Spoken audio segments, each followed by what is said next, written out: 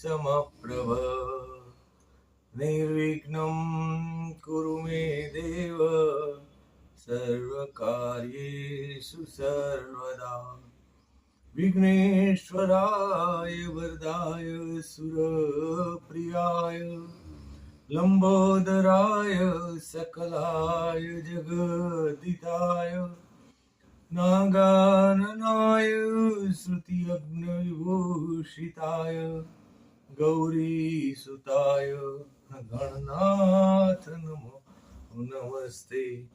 ओम गंगणपते नमः। ओम शारदाय नमः। ओम विष्णवे नमः। ओम नमो भगवते वासुदेवाय। श्री कृष्ण शरणं मम। श्री कृष्ण शरणं मम। मनोजवं मारुततुल्यवेगं जितेन्द्रियं बुद्धिमतां वरिष्ठं वातात्मजं वादयुतमुख्यं श्रीरामदूतं शरणं प्रपद्ये। श्रीरामदूतं शरणं प्रपद्ये।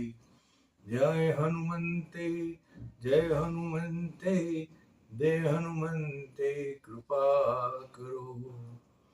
आइए हनुमंत विराजिए कथा सुनो श्री राम की। आदि कवि महर्षि वाल्मीकि रचित रामायण नव किष्किंधा कांड प्रकरण 53 વાલીનો ઉપાલંબ। રામ અને લક્ષ્મણ પોતાની પાસે આવતા વાલી નિર્બળ સાદી ક્રોધ ભર્યા કઠોર શબ્દોમાં બોલ્યો, રામ, તમે આ શું કર્યું? મારું મુખ તમારી સામે નહોતું। હું સુગ્રીવ સાથે યુદ્ધ કરી રહ્યો હતો અને તમે પીઠ પાછળ ઘા કર્યો। સુયેથી તમને વીરોની કીર્તિ સંપાદન થશે। આ ભૂમિમાં તમને સર્વ લોકો કુલીન, દયાવાન, લોક કલ્યાણ કરનારા, શુભાચરણ કરનારા અને દૃઢ મનવાળા ગણે છે, છતાં તમે અનુચિત કર્મ કર્યું। હું વાનર કુળનો હોવા છતાં મારામાં રાજાને યોગ્ય શમ, ક્ષમા, ધર્મ, ધૃતિ, પરાક્રમ અને અપરાધીને દંડ દેવા જેવા ગુણો છે। જ્યારે તમે તો ઈક્ષ્વાકુ વંશમાં જન્મેલા હોવા છતાં અન્યાયથી મારા જેવા રાજાને માર્યો। મારી પત્ની તારાએ મને વાર્યો હતો। તેની ગુપ્તચરો દ્વારા તમારો આ સુગ્રીવને સાથ છે એવી વાત મને મળી હતી, પરંતુ મેં તેની વાતને અવગણીને કહ્યું, પ્રિય, તો આ શું બોલે છે? રામ તો ધર્મથી ડરનારા છે, તેઓ ધર્મમાં કદાપી ડગ માડે તેવા નથી। આવી તમારી પ્રશંસા કરી હતી ત્યારે તમે રાખમાં ઢંકાયેલા અગ્નિ જેવા સાધુના વેશમાં ફરનારા કપટી નીકળ્યા। હું પૂછું છું, હું તમારી ભૂમિ કે નગરમાં બેઠો નથી, તમારો કશો અપરાધ કર્યો નથી, તો કયા અપરાધને લીધે તમે મને માર્યો? અમે તો તમારા નગરોથી દૂર પડ્યા રહીએ છીએ, વનમાં કંદમૂળ અને વનફળો પર નિર્વાહ કરીએ છીએ। અમારી પાસે ભૂમિ, સોનું, રૂપું, રત્નો કે કોઈ મૂલ્યવાન વસ્તુઓ નથી, તો તમે કયા લોભને વશ થઈને આ ક્રૂર કર્મ કર્યું? તમારી બુદ્ધિમાં કામના ભરેલી છે, હૃદયમાં ક્રોધ છવાયેલો છે, ચિત્તમાં અસ્થિરતા છે। હવે મેં જાણ્યું કે તમે કેવા છો। આવા માણસો પૂજાને યોગ્ય નથી। હે કાકુસ્થ, ધર્મ, અર્થ અને મોક્ષમાં બુદ્ધિને રાખતા તમે કેવળ કામનામાં જ બુદ્ધિ રાખો છો। તમારી કામનાઓ જ ઇન્દ્રિયો દ્વારા તમારા દેહ રથને ખેંચી રહી છે। તમે શી રીતે બચાવ કરશો? હે રાઘવ, મારું ચર્મ પહેરવા યોગ્ય નથી, મારા વાળ અને હાડકાં પણ કોઈ ઉપયોગમાં નથી આવતા, મારું માંસ પણ ખાવા યોગ્ય નથી, કેમ કે 5 નખવાળા પ્રાણીઓનું માંસ બ્રાહ્મણ, ક્ષત્રિય અને વૈશ્ય માટે વર્જ્ય છે। તેથી અમે વાનરો 5 નખવાળા છીએ, તેથી ધર્મધારીઓ મારું માંસ ખાઈ શકે તેમ નથી। 5 નખવાળા પ્રાણીઓનું ચર્મ ઉપયોગમાં લેવાય છે, પરંતુ વાનરો 5 નખવાળા હોવા છતાં દયા મનુષ્યો અમારા ચર્મ કે હાડકાને સ્પર્શ પણ કરતા નથી। હે રાઘવ, શીલવતી નારી અધર્મી પતિને પલ્લે પડી સનાથ હોવા છતાં નાથ બને છે, તેમાં હરિભરી વસુંધરા તમારા લીધે સનાથ હોવા છતાં અનાથ છે। રામ પારકા ઉપર કારણ વિના અપકાર કરનારા તમારા જેવા ક્ષુદ્ર જંતુને પરાક્રમી પવિત્ર મહારાજા દશરથે ક્યાંથી જન્મ આપ્યો? મારા જેવા સાથે યુદ્ધમાં પ્રવૃત્ત અસાવધ ઉપર તમે તમારું પરાક્રમ બતાવ્યું, તેમાં તમે બલહીન કપટી સિદ્ધ થયા. હે રાજન, મારી સામે આવીને મારી સાથે યુદ્ધ કર્યું હોત તો હું તમને નિશ્ચય અમલુક પહોંચાડી દેત. તમારી પત્ની મેળવવા તમે સુગ્રીવ સાથે મૈત્રી સાધી છે, પરંતુ જો તમે મને કહ્યું હોત તો હું તમને માત્ર એક જ દિવસમાં મૈથિલી જાનકીને લાવી આપત. તમારી અનુસ્તુપિતિનો એકલતાનો લાભ લઈ તમારી ભાર્યાનું હરણ કરનાર દુરાત્મા રાવણને રણમાં પરાજિત કરી મૈથિલી આકાશ પાતાળ કે જ્યાં હોત ત્યાંથી લાવી આપત, પરંતુ તમે મને વાત પણ ન કરી. હે રાઘવ, સર્વલોકોને મૃત્યુ અવશ્ય છે જ, તેથી મને મારા મૃત્યુ માટે લેશ પણ શોક નથી.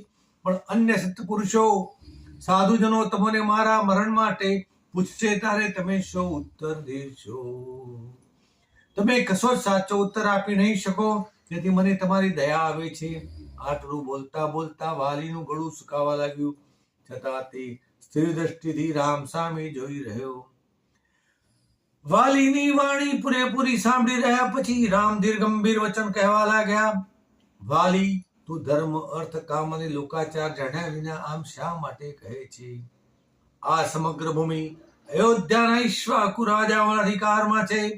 અત્યારે આ ભૂમિના ધર્મધર મહારાજા ભરત પાલન કરતા છે. તે મહાત્માની નિશ્રામાં અમે તેમની નીતિ રીતિનું પાલન કરીએ છીએ. અધર્મનું આચરણ કરનારા અને માર્ગભ્રષ્ટ થયેલાને અમે તેમના વતી શિક્ષા પણ કરીએ છીએ. તું અધર્મનું આચરણ કરી પવિત્ર ધર્મથી ભ્રષ્ટ થયો છે.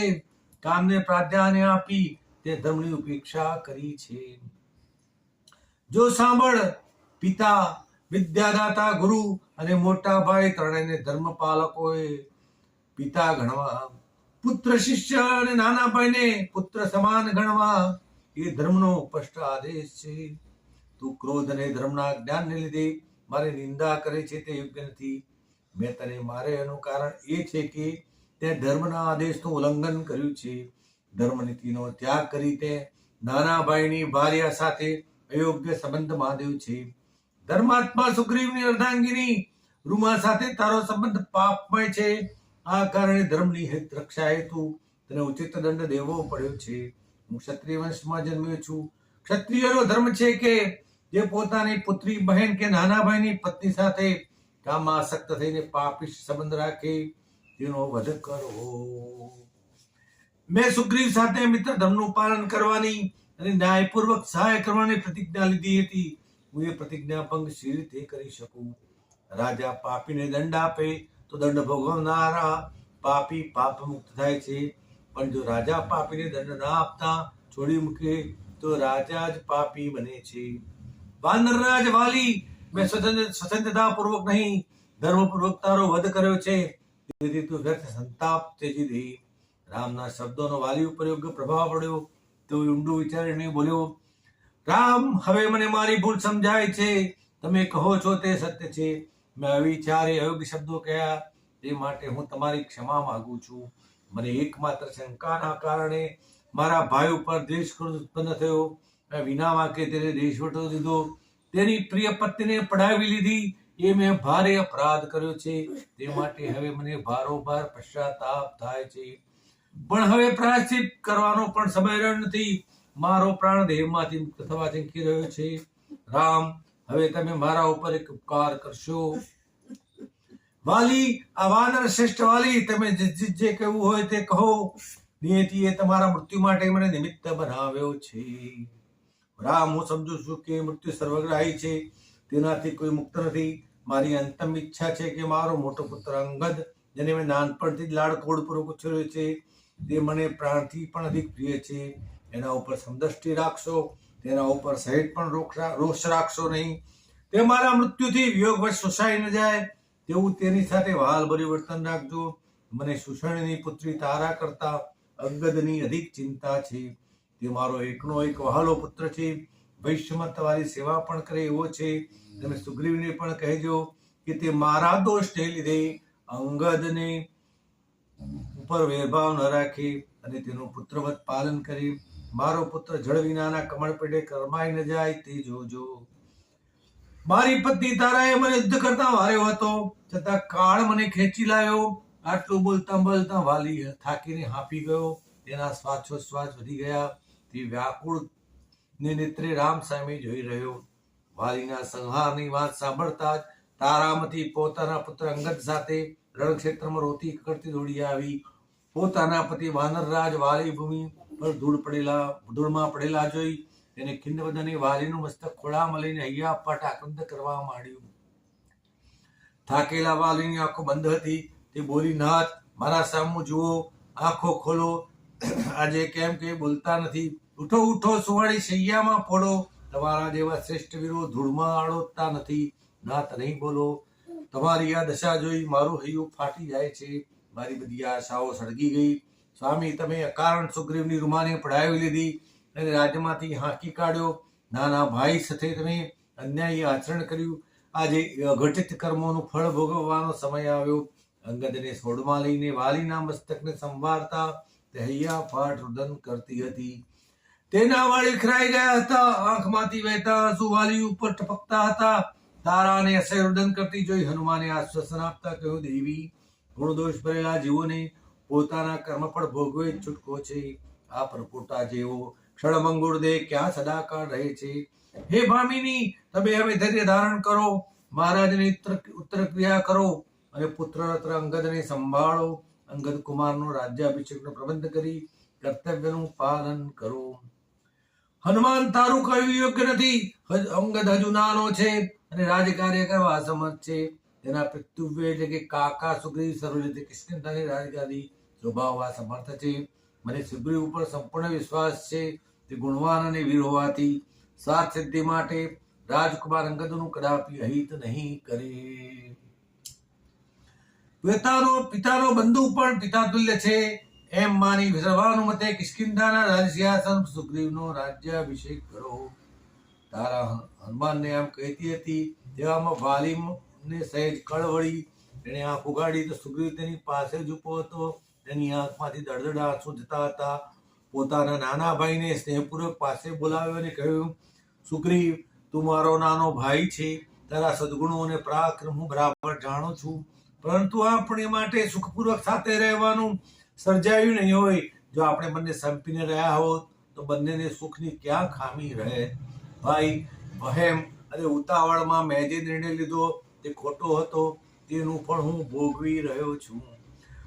પરમ પવિત્ર રામના હાથે યુદ્ધમાં લડતા વીરગતિ પામીશ એ વાતનો મને આનંદ છે. મારી છેલ્લી આકાંક્ષા છે કે ભાઈ, તું કુમાર અંગદનું દેશ બુદ્ધિ ત્યજી સ્નેહથી લાલન પાલન કરજે. જે ભવિષ્યમાં તારા જેટલો જ બળવાન થશે અને રાક્ષસોનો સંહાર કરવામાં તારી આગળ ઉભો રહેશે. સુષેણનંદિની તારામતી સંબંધી તું સૂક્ષ્મ વિચાર કર. આપત્તિ સમયે કેવા ધર્મનું આચરણ કરવું તે તું સમજીને ચાલજે.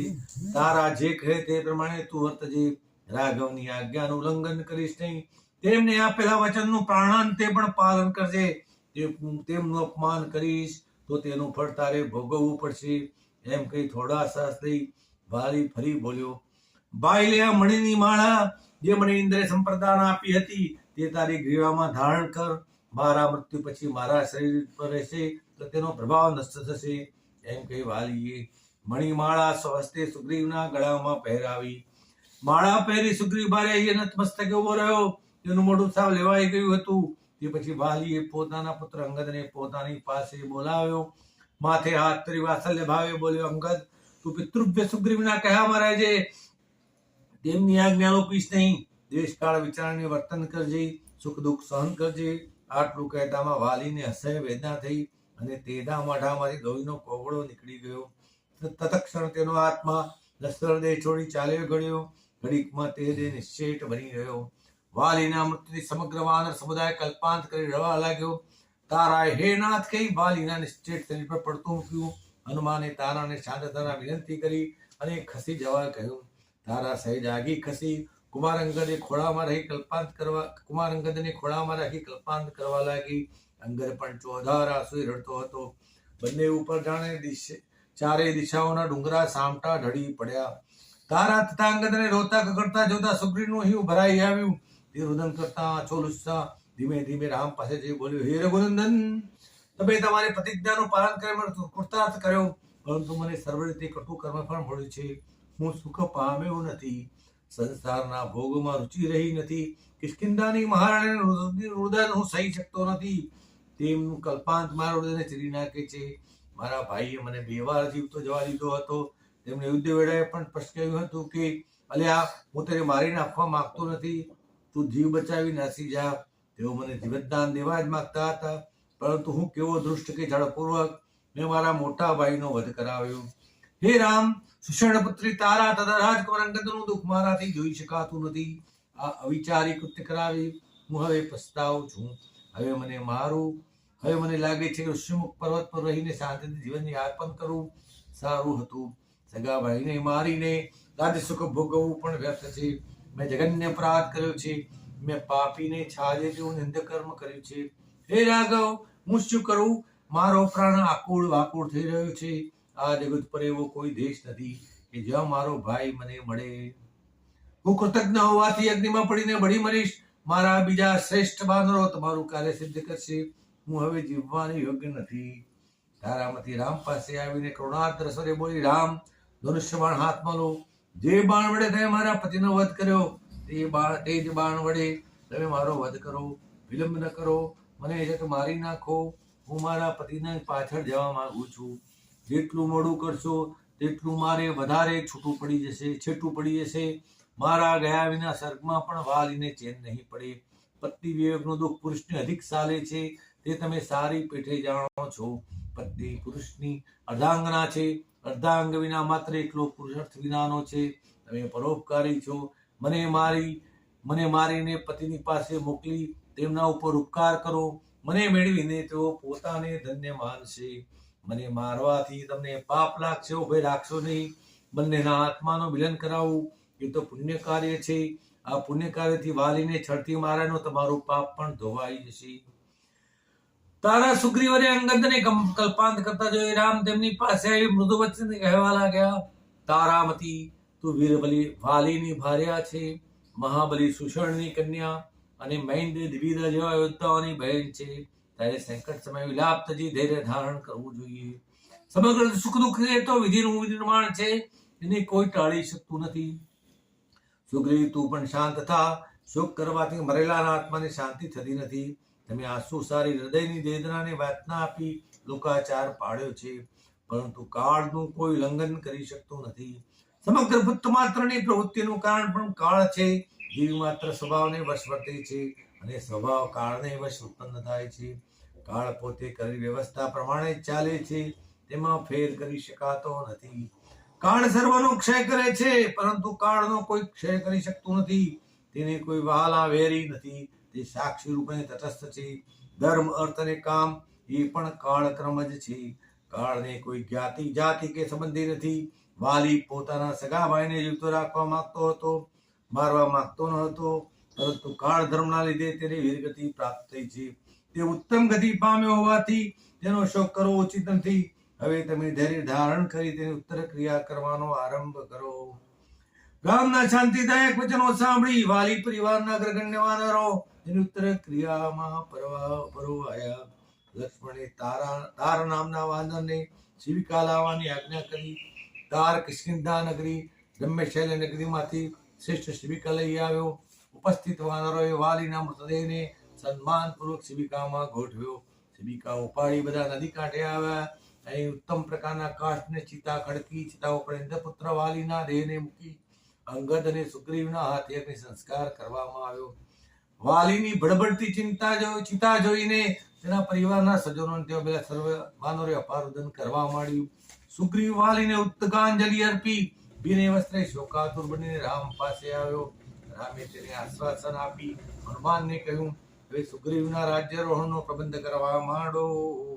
હનુમાને રામને પ્રાર્થના કરતા કહ્યું, રાઘવ, તમે રમ્યશૈલ નગરી કિષ્કિંધા નગરીમાં પધારો અને તમારા પવિત્ર હાથ વડે સુગ્રીવનો રાજ્યાભિષેક કરો. તમારા હાથે રાજ્યાભિષેક થતા સર્વ કપીઓ આનંદ પામશે. રામે હનુમાનના વિવેકનો આદર કરતા કહ્યું, હનુમાન, તારી વાત સાચી છે, પરંતુ મારે પિતાજીની 14 વર્ષ વનવાસ રહેવાની આજ્ઞા પાળવાની છે, એટલે મારે કોઈ નગર કે પૂરમાં પ્રવેશ કરવો ઉચિત નથી. તમે તારા સુગ્રીવના મંત્રી અને અંગદના મામા દિવિદ, નળ, નીલ એ બધા વાનર શ્રેષ્ઠો મળીને રાજ્યાભિષેક કરો. સુગ્રીવે રાજ્યારોહણ કર્યા પછી રામે તેને કિષ્કિંધા નગરીમાં રહેવા આજ્ઞા આપી અને પોતે લક્ષ્મણ સાથે પ્રસવણગીરી પર એક જ વિશાળ ગુફા જોઈને તેમાં રહેવા લાગ્યા. વર્ષા ઋતુનું આગમન થયું હોવાથી તેમણે અહીં ચાતુર્માસ રહેવાનો સંકલ્પ કર્યો. રાજા સુગ્રીવ કિષ્કિંધાનો રાજા બન્યો અને અંગદને યુવરાજ પદે નિયુક્ત કર્યા. અહીં તેની પત્ની રૂમા સાથે આનંદથી રહેવા લાગ્યો. પત્ની વિયોગનું સુખ દુઃખ સદાને માટે ટળી ગયું, જેથી તે તેના આનંદની સીમા રહી. સમય જતા સુગ્રીવના રૂપગુણ અને પ્રેમથી આસક્ત થઈ. તારા પણ તેની રાણી બની. આમ સુગ્રીવ, રૂમા, તારા અને યુવરાજ અંગદ સાથે આનંદ વિભોર બનીને સુખવિલાસમાં દિવસો વ્યતીત કરવા લાગ્યા. રામ લક્ષ્મણ બંને ભાઈઓ પ્રસવણની વિશાળ ગુફામાં દિવસો વિતાવવા લાગ્યા. ચોમાસાના ગર્જન તર્જનથી આકાશ ધબકતું હતું. ચારે કોર વરસાદથી ખાડા ખબોચિયા નદી નાળા ભરાઈ ગયા હતા. વારે વારે વરસાદના ઝાપટા પડતા હતા. રામ લક્ષ્મણ પ્રસવણની ગુફામાં બેઠા બેઠા અકળાઈ ગયા હતા. કોઈ ગુફાની બહાર નીકળી વર્ષાજળમાંથી નાહીને સ્વચ્છ થયેલા લીલાછમ વૃક્ષો અને હરિયાળી નિહાળવાનો આનંદ માણતા હતા. એવામાં જો અચિંતો વરસાદ તૂટી પડે, વલકલો પલળી જાય તો વળી ગુફામાં પાછા પેસી જતા. રામને વારે વારે સીતાને સ્મૃતિ સતાવતી, પણ લક્ષ્મણ ચોમાસાના દહાડા ગમે તે રીતે વિતાવી જવાનું કહેતો. રામ ઉત્કંઠા દબાવી મન મનાવી બેસી રહેતા. બંને ભાઈઓની મનમાં ચિંતા, ગ્લાની, વિષાદ અને સીતાને શોધવાની ઉત્કટ ઈચ્છા ઘોડાયા કરતી. ઘણીવાર રામની ઊંઘ પણ આવતી નહીં. અયોધ્યાના બંને રાજકુમારો વિષમ પરિસ્થિતિમાંથી પસાર થઈ રહ્યા હતા. આનંદદાયક વર્ષા ઋતુ પણ તેમને દુઃખદાયક થઈ પડી હતી. इति श्री महर्षि वाल्मीकि रचित रामायण प्रकरण 54 किष्किंधा कांड समाप्त। बोलो श्री रामचंद्र भगवान की जय। कृष्ण कन्हैया लाल की जय।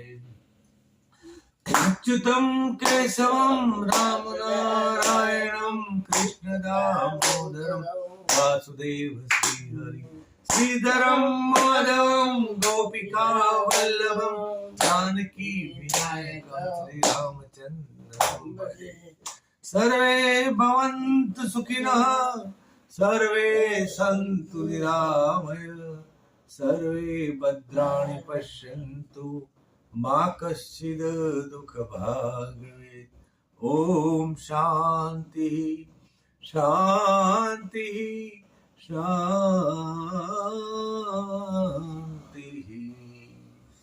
हरि ओम तत्सत्। रघुपति राघव राजा राम पतित पावन सीताराम। सुंदर विग्रह मेघा श्याम गंगा तुलसी शालिग्राम। रघुपति राघव राजा